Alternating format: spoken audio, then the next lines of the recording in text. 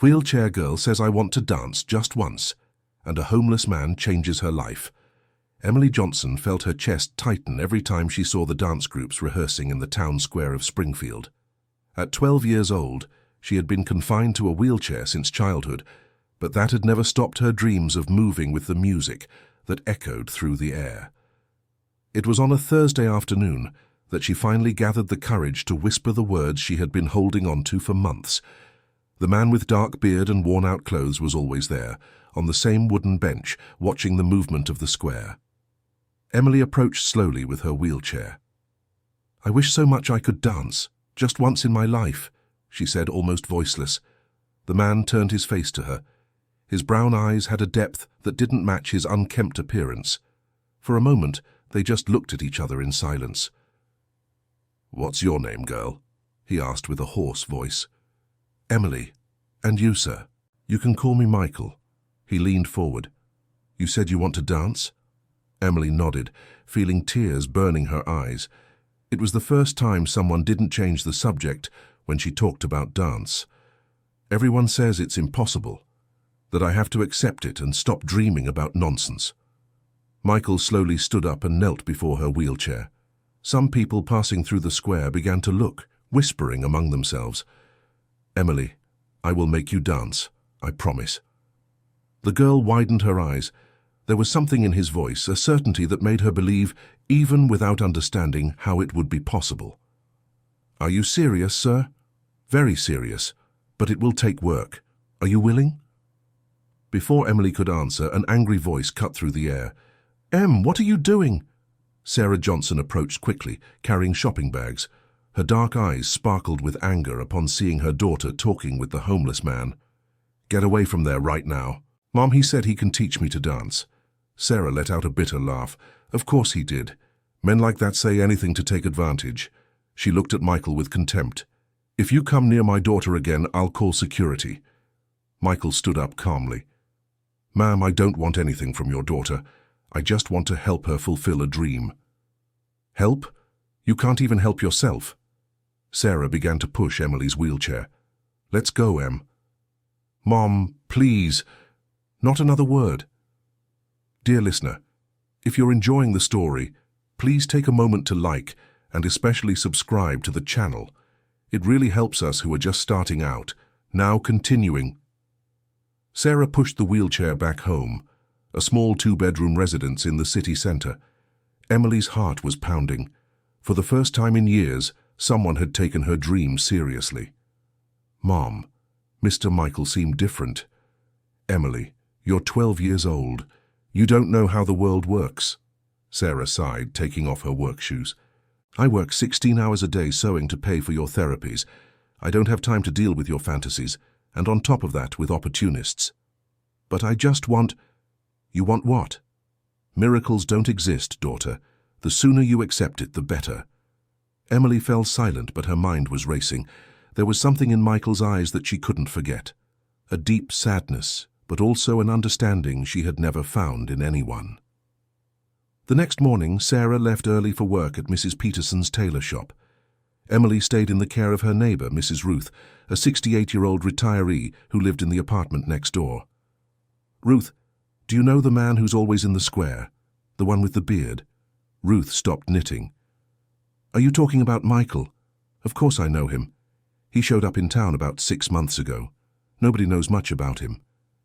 "Is he dangerous?" "Dangerous?" Ruth laughed. "That man is more lost than a blind man in a shootout. Sometimes I bring him food. He seems polite, just very broken inside." "Broken how?" "I'm not sure, but some people carry burdens we can't see, Em. Mr. Michael is one of those." Emily spent the whole day thinking about the conversation. When Sarah came home in the late afternoon, exhausted as always, she found her daughter at the window looking out at the town square. "Still thinking about that man?" "Mom, what if he really knows how to teach me?" Sarah sat down heavily on the sofa. "Emily, listen carefully to what I'm going to tell you. I know it's hard to accept your limitations, but creating false hopes will only hurt you more. Do you also think it's impossible?" Sarah stayed silent for a long moment. The truth was that she herself had given up on many dreams over the years. She had gotten pregnant with Emily at 17, the father disappeared when he found out about the pregnancy, and her daughter's disability had made everything even more complicated. It's not about being impossible or not. It's about being realistic. But Emily wasn't willing to give up. The next day she took advantage of Mrs. Ruth dozing off and went out alone in her wheelchair. It wasn't hard to navigate the downtown streets until she reached the town square. Michael was there on the same bench, watching people pass by. When he saw Emily approaching, his face lit up. "You came back." "I came back, and I want you to teach me." Michael looked around, checking if Sarah wasn't nearby. "Your mother won't like it." "My mother works all day. She doesn't need to know." "Emily, I don't want to cause trouble for you." "The trouble is already here. I spend every day watching people dance and dreaming that one day it could be me. You said you could help me. Were you lying?" Michael stood up and walked to a nearby tree. For a few minutes, he stood with his back to her. When he turned around, Emily saw tears in his eyes. "I wasn't lying, but making you dance means making myself face things I've tried to forget." "What kind of things?" Michael sat back down on the bench. "I'll tell you one day. First, I need to see if you really have a knack for dance."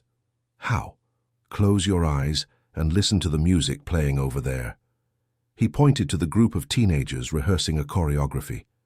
"Now move your arms like they're waves in the sea." Emily closed her eyes and began to move her arms slowly. Michael watched every movement, the way she kept the rhythm, how her shoulders naturally followed the music. "You have something special, girl. You have music inside you." "Really?" "Very much so. But before we begin, I want you to understand one thing. Dancing in a wheelchair isn't about trying to imitate those who walk.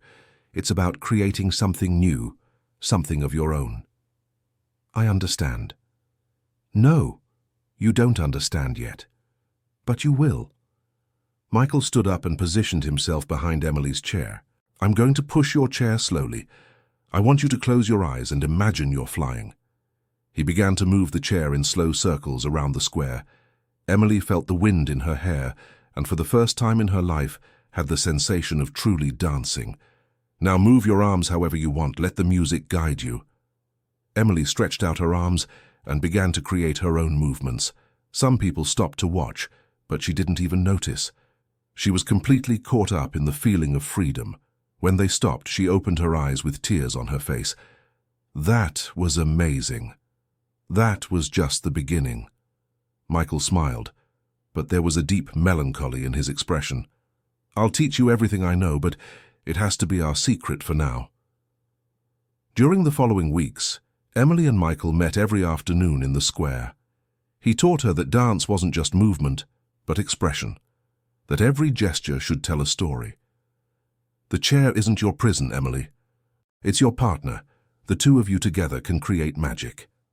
Michael showed her how to use the wheels as part of the choreography, how to lean her body to create elegant lines, how to use her arms to express emotions. Emily discovered she had an impressive natural ability. "How do you know all this?" she asked him one day.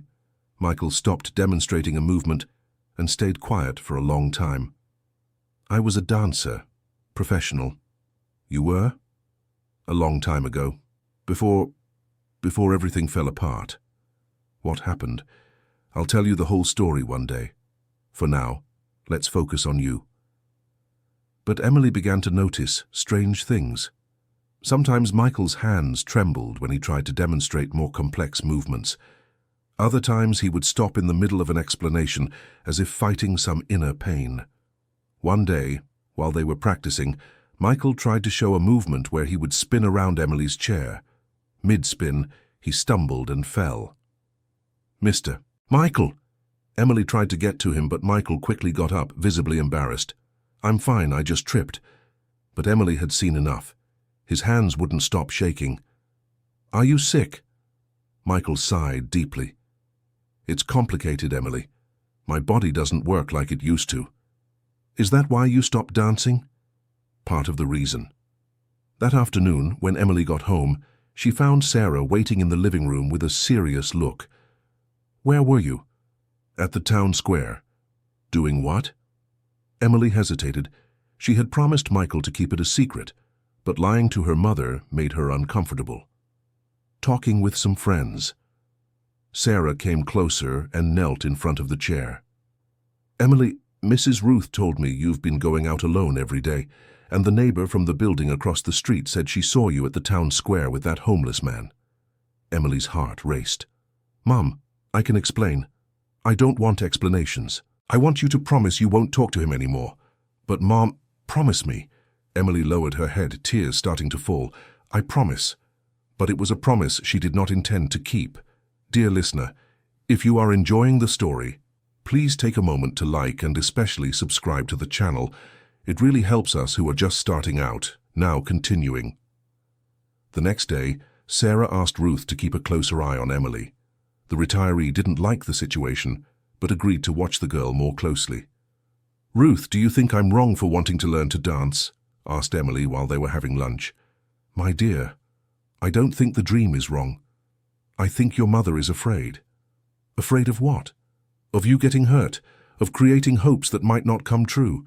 Sarah has suffered a lot in her life. She just wants to protect you." "But what if Michael really can teach me?" Ruth stopped eating and looked intently at Emily. "Do you really believe he can?" "I do. In the last few weeks, I've felt things I never thought were possible. I felt like I was really dancing. Then maybe you should talk to your mother. Together. She won't accept it. She might if she sees it's truly good for you." That afternoon, Emily convinced Ruth to take her to the town square. When they got there, Michael wasn't on his usual bench. They found him sitting under a tree, further away, with his head in his hands. "Mr. Michael?" called Emily. He lifted his face. His eyes were red. "Emily? What are you doing here? Didn't your mother forbid?" "She did. But I needed to see you." She moved closer with her chair. "What happened?" Michael looked at Ruth, who kept a respectful distance. "I'm fine." "You're not, I can see." Michael sighed and stood up. "Emily, perhaps your mother is right. Maybe I'm not the right person to teach you." "Why?" "Because I'm broken myself. How can I teach you to fly if I can't even stand up straight anymore?" Emily was silent for a moment. Then she reached out her hand to him. "Then let's help each other. You teach me how to dance, and I'll teach you to believe that you still can." Michael looked at that 12-year-old girl who spoke with the wisdom of someone who had already faced many hardships in life. "You're special, you know that?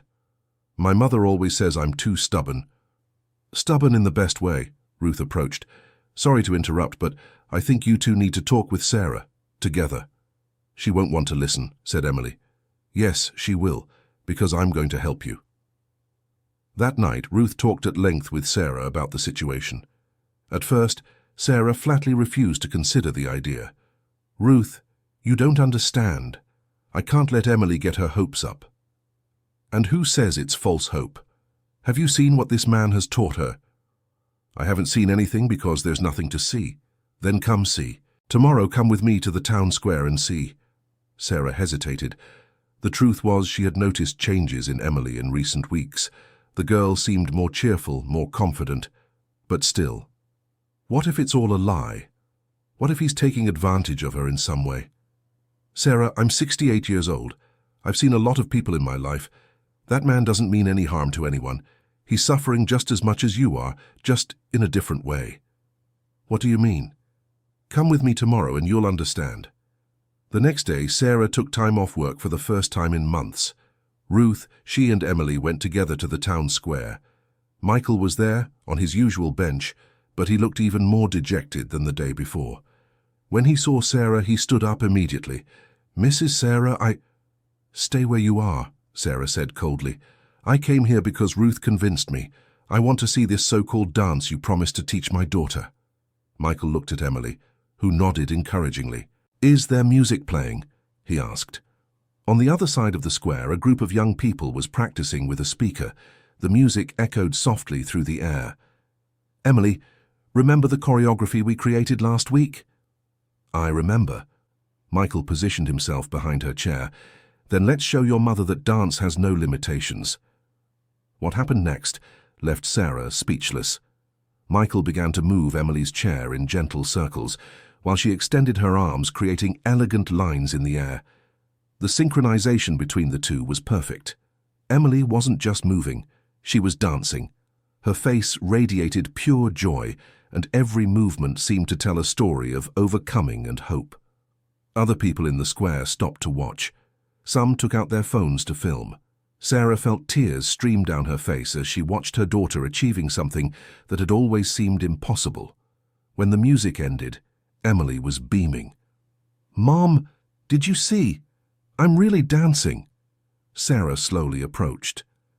She looked at Michael, who kept his eyes down. "How did you learn to do this?" "I was a professional dancer, ma'am. I worked in the best theatres in the country for over 15 years. Was?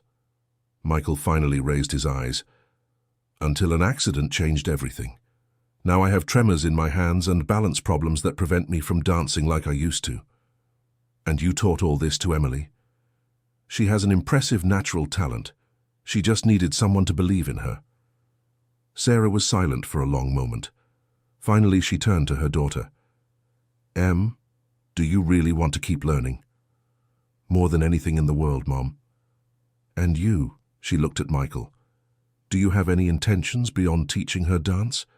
"Just to see her happy, ma'am, and maybe find a little purpose again." Sarah took a deep breath. "All right, but with conditions. I want to know your whole story, and the meetings only happen when I or Ruth are around." Michael nodded immediately. "Of course, I accept any condition." Emily shouted with joy and spun her wheelchair in circles. "Mom, thank you, thank you." But Sarah still had doubts. That night, after Emily fell asleep, she went to the town square looking for Michael. She found him sitting on the bench, looking at the stars. "I thought you weren't coming back," he said when he saw her approaching. "I need to understand who you really are." Michael gestured for her to sit beside him. "My full name is Michael Davis Wilson. I was born in Chicago, started dancing at 6 years old. By 18, I was performing in the country's top ballet companies." "What happened?" 2 years ago, I was at the peak of my career. I was the principal dancer at Lincoln Center. I had a life many people envied, but I also had addictions I managed to hide well." Sarah looked at him carefully. "What kind of addictions?" "Drinking, mostly. The pressure was enormous, and I didn't know how to handle it in a healthy way. One night after a performance, I was driving completely drunk and crashed my car. Were you hurt?" "I broke several ribs, had a head injury, but the worst was the neurological damage. I developed tremors in my hands and balance problems. I could no longer perform the movements that were once part of me. And then, I lost everything. Job, home, friends. The ballet company fired me, obviously. I tried some treatments, but nothing worked completely. I ended up on the streets." Sarah fell silent, processing the story.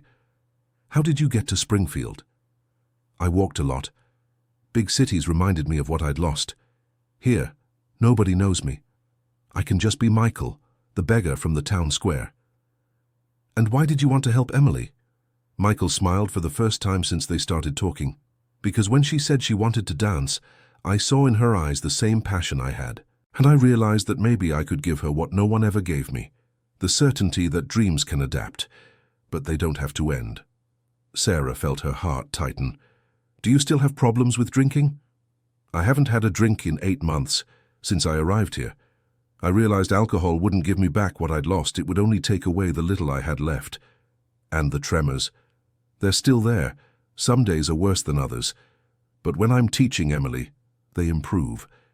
It's like having a purpose again calms my nervous system." Sarah stood up. "Michael, I'm going to be very clear with you. Emily is everything I have in my life. If you hurt her in any way, physically or emotionally, you'll have to deal with me, understood? I understand perfectly, and I agree with you. Then we can try to make this work. But I want you to seek medical help for your problems. I don't have money for... The town has a health clinic. I'll help you enroll in the neurological treatment program. In return, you dedicate yourself completely to teaching my daughter." Michael felt tears welling up in his eyes again. "Why are you doing this?"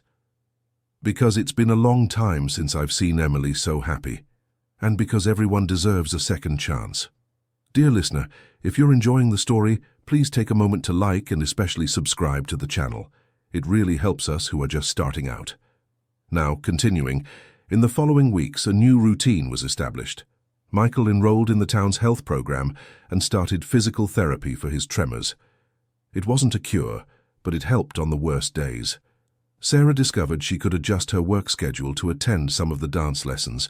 Watching her daughter improve day by day moved her deeply.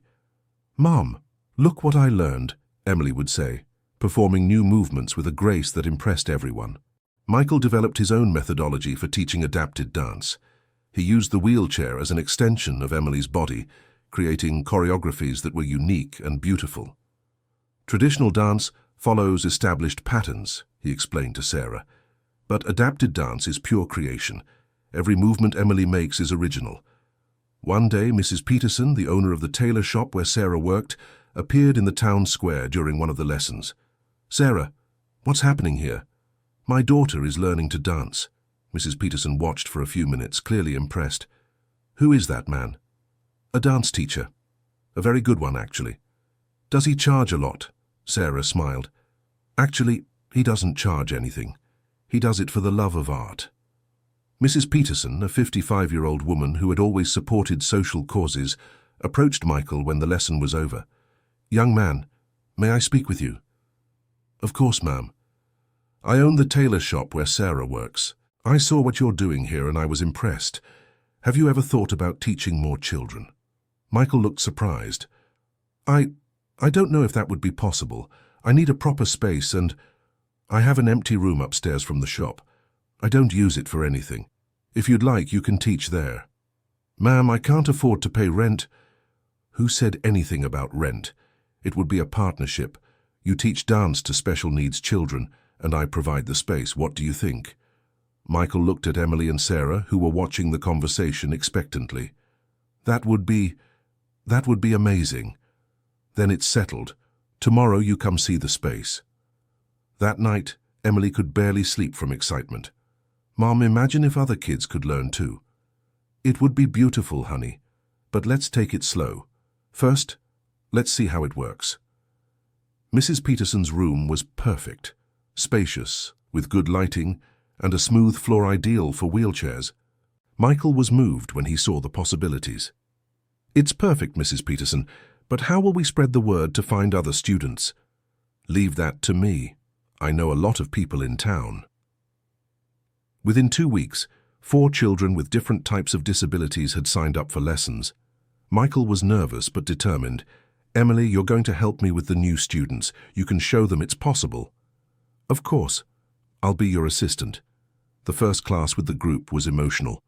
Besides Emily, there was Nathan, a 10-year-old with cerebral palsy, Sophie, an 8-year-old born without her left arm, and Jackson, a 14-year-old who had lost both legs in an accident. Michael looked at the 4 children and felt an immense responsibility. "Everyone, I'm going to teach you that dance isn't about having a perfect body. It's about having a soul that wants to express itself." The lessons became the most anticipated event of the week for all the children. Michael discovered that teaching not only gave him purpose, but also helped with his own neurological problems. "The tremors are getting better," Sarah commented one day. "Have you noticed?" "Yes. The doctor said the stress of loneliness and lack of purpose made the symptoms worse. Now that I have something to live for, my body responds better." But it wasn't all smooth sailing. Some parents in town began to criticize the project. "It's cruel to give these children false hope," Mrs. Wilson commented at the bakery. "That man is just taking advantage of Mrs. Peterson's goodwill," Mr. Thompson murmured at the market. The criticism reached Sarah, who became worried. "Michael, some people are speaking ill of the project." "What are they saying?" "That you're fooling the children, that you should let them accept their limitations." Michael was silent for a moment. "And you? What do you think?" Sarah looked at Emily, who was across the room helping Sophie with a movement. "I think my daughter has never been happier in her life, and for the first time she believes in herself. Then that's what matters." But the criticism intensified when a video of the children dancing was leaked on the town's social media. Some people loved it and shared it with positive comments. Others were cruel. How absurd to force these children to go through this humiliation. Someone should report that man for exploitation. Emily saw some of the comments and was devastated. Michael, people think we're ridiculous. Emily, remember what I taught you about dance? It comes from within. It doesn't matter what others think, it matters what you feel. But they're saying it's impossible. And do you think it's impossible? Emily thought for a moment, remembering everything she had learned, how she felt when she danced. No, I know I'm really dancing. Then that's all you need to know. But the pressure was affecting Michael more than he admitted. One night, Sarah found him in the town square with a beer bottle in his hand. Michael, what are you doing? He looked at her with red eyes. Maybe everyone is right. Maybe I'm being selfish, using these children to make myself feel better. Sarah sat beside him and took the bottle from his hand. Have you been drinking? No, not yet. But I was thinking... Then stop thinking nonsense. Sarah poured the beer on the ground. Did you see Emily's face today when she taught Sophie that new move? Did you see how Nathan managed to use his right arm for the first time in months? Is that a lie? No, but... No buts. You're giving these children something no one else gave them, the certainty that they can do more than they imagined. Michael took a deep breath. The criticism reminds me of when I lost everything, of people saying I was a failure, that I'd never amount to anything again. And you believe those people? Sometimes. Then let me tell you what Emily told me yesterday. She said you're her hero, that you took a girl who thought she'd never dance and showed her she could fly. Michael felt tears streaming down. She really said that? She did. And you know what? She's right. That week, things took an unexpected turn. A journalist from the local TV station, Jessica Parker Miller, got access to the videos of the children dancing through a friend. Jessica had a daughter with Down syndrome and was deeply moved seeing the footage. She decided to do a story about the project. I'd like to interview the teacher and some of the children, she told Mrs. Peterson. I'll talk to them, but I think they'll accept. When Jessica arrived at the hall with her crew, she found Michael teaching the 5 children. The group's synchrony and joy immediately impressed her. Excuse me, Professor Michael? I'm Jessica from the local TV station. Can we talk? Michael got nervous. Media exposure could bring even more criticism. I'm not sure it's a good idea. Please, I have a special needs daughter. I know how important projects like this are. Sarah encouraged Michael to accept. It could be an opportunity to show more people what you're doing here. The interview was emotional. Michael told his story honestly, without hiding his past mistakes or current problems. The children talked about how dance had changed their lives. Before, I thought I'd never be able to do anything beautiful, Emily told the camera. Now I know I can do things no one else can do. When the story aired, the response went far beyond expectations. The video went viral on social media, being shared by thousands of people. Messages of support came from all over the country. Other cities asked how they could create similar projects. A dance school in Boston offered scholarships to the children, but the biggest surprise came a week after the story. Michael received a phone call that would change everything. Hello? Michael Davis Wilson? Yes. This is William Hartford, Artistic Director of the American Ballet Theatre. We saw your story on TV and were very impressed. Michael almost dropped the phone. What did you say? We want to invite you to develop an inclusive dance program here in Los Angeles. It would be an opportunity to take your work to a national level. I don't know what to say. Think it over carefully, but it would be a permanent position with a salary, benefits, and all the technical support you need. When Michael told Sarah and Emily about the proposal, the reaction was mixed. It's an incredible opportunity, Michael, said Sarah. You could help hundreds of children. But what about our classes? One asked Emily, visibly worried. The classes would continue. Other people could carry on the project here. But it wouldn't be the same, insisted Emily. You're our teacher. Michael fell silent, torn between the professional opportunity and the emotional bond he had formed with the children of Springfield. I need some time to think, That night, he walked through the town, remembering how he had arrived there broken and hopeless. Now he had a chance to rebuild his career on a national level. But when he passed by the town square where it all began, he saw Emily in the window of her house, watching the spot where they had held the first class. She saw him and waved sadly. Michael realized at that moment that his decision had already been made. The next day, he called William Hartford. "I really appreciate the opportunity, but I'll have to decline." "Are you sure? It's a once-in-a-lifetime chance." "I'm sure. My place is here." When he told the children, the joy was universal. Emily hugged him tightly. "I knew you wouldn't leave." "How did you know?" "Because you always said that dance comes from the heart, and your heart is here with us." Sarah was also relieved, though she tried not to show it. "Are you sure you won't regret it?" "Absolutely. Besides, I have other plans." "What plans?" "I'm going to formalize the inclusive dance school right here. Mrs. Peterson has already offered to partner, and with all the attention, we've gotten some donations. We can expand, hire other specialized teachers." "Really?" "Very much so. And you're going to be my educational coordinator." "Me? But I don't know anything about dance. But you understand children, and more importantly, you understand dreams." In the following months, the project grew beyond all expectations. The Springfield Inclusive Dance School became a national reference. Michael obtained certifications to formalize his methodology. Emily, now 13 years old, became one of the school's principal dancers. Her technique had improved impressively, and she was already creating her own choreographies. "Michael, I want to show you something," she said one day. "What is it?" "A dance I created. It's about our story." "Our story?" "About a girl who dreamed of flying and a man who thought he couldn't teach anyone to fly anymore." Emily performed an emotional choreography that told through movement the story of how they met and how they changed each other's lives. When she finished, Michael was in tears. "It's the most beautiful thing I've ever seen. It's about us. About how sometimes people come into our lives exactly when we need them." "Emily, can I ask you a question?"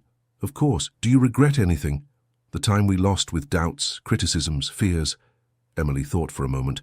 "No, because all of that was part of our story, and our story is perfect just the way it is."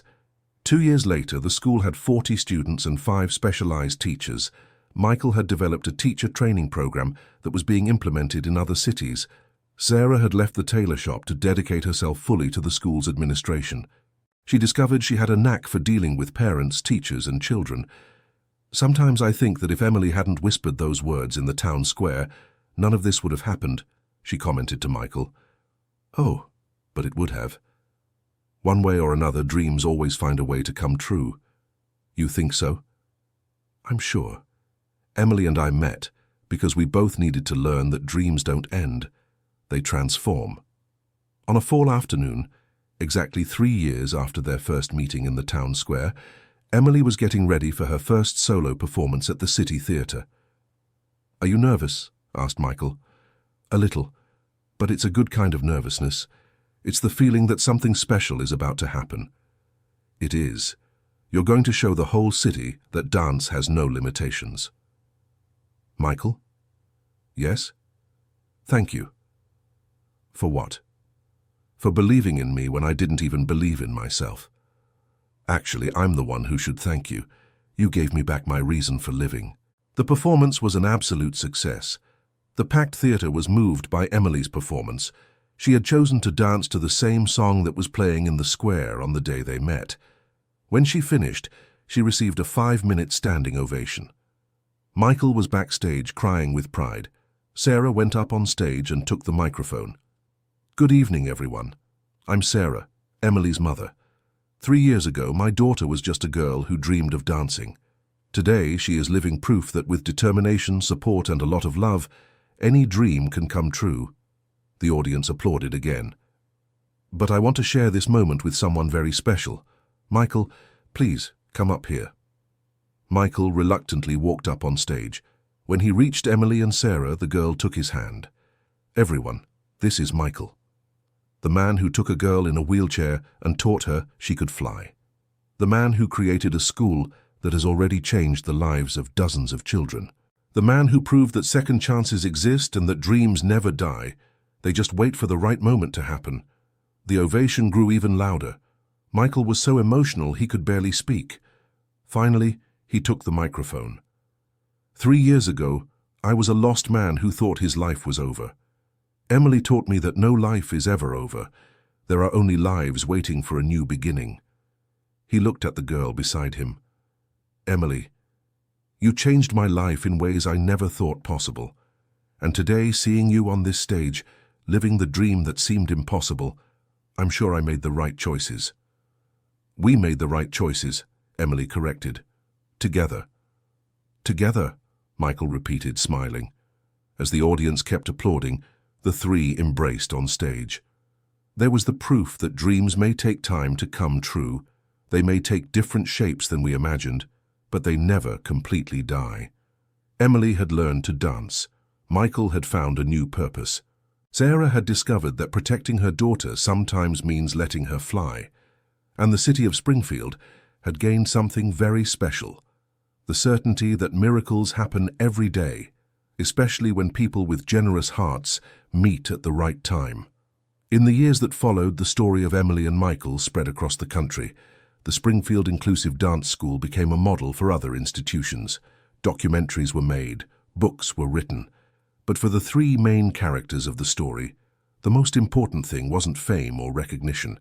It was knowing that they had found in each other the family they had always been looking for. Emily grew up and became one of the country's greatest inclusive dancers. Michael specialized in dance therapy and helped hundreds of people find new hope. Sarah became one of the leading advocates for disability rights in the state. And it all started with a simple phrase, whispered by a brave girl on an ordinary afternoon in the town square of a small country town. I wanted so much to dance just once in my life. Sometimes that's all we need, to believe our dreams deserve a chance, and to be lucky enough to find someone who believes along with us. Emily and Michael's journey proved there are no impossible dreams, only dreams that haven't yet found the right path to come true. And when they find that path, they don't just change the dreamer's life. They transform an entire community, spreading hope and showing that miracles are always within reach for those brave enough to believe. End of story. Now tell me, dear listener, what did you think of this touching story? Do you believe Michael made the right decision by staying in Springfield? Do you know any similar stories in your town? Share your thoughts in the comments with sincere words. I'd love to read what you think about this journey of overcoming and hope. Thank you so much for your company. Don't forget to leave your like and, most importantly, subscribe to the channel so you don't miss other touching stories like this one.